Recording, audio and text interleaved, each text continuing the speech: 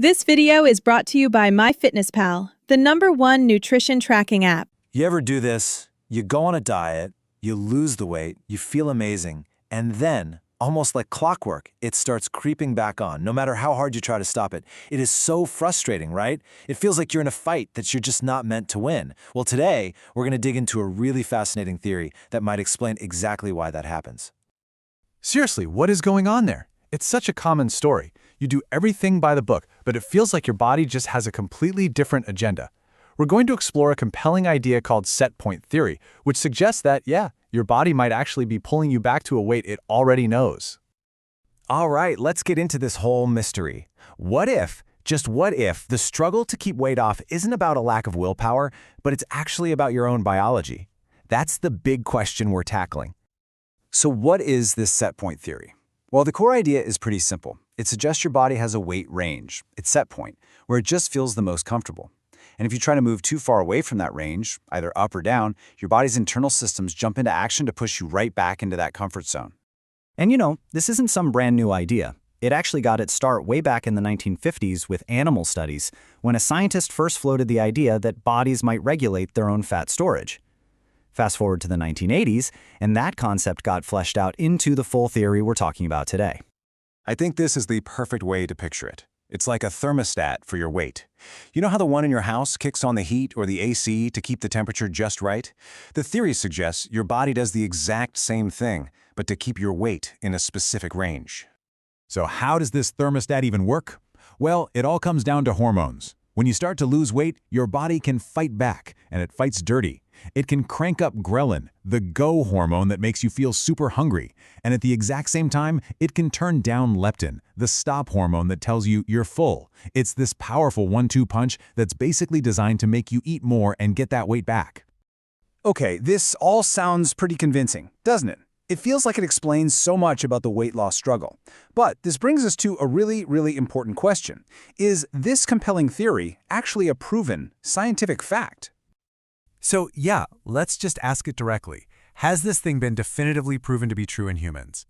And the short answer is a pretty clear no. Now, while the theory is compelling and it's got some decent evidence from animal studies, we just don't have the final, conclusive human studies to call it a fact. The human body is just unbelievably complex, and there are so many other factors in play. So let's kind of break down the debate.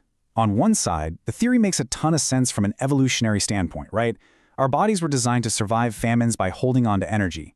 But critics argue that it really oversimplifies things.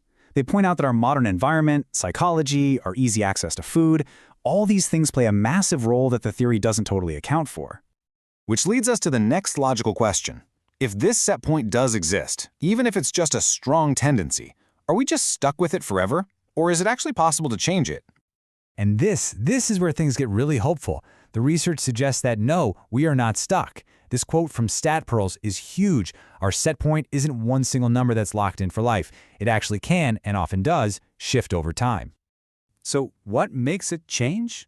Well, a whole bunch of things. We're talking major life events like childbirth or menopause, but also, and this is key, the slow, steady influence of our daily habits and our environment. This shows that what you do really matters.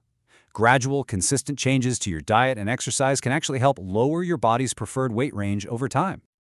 So what does all this mean for you, practically speaking?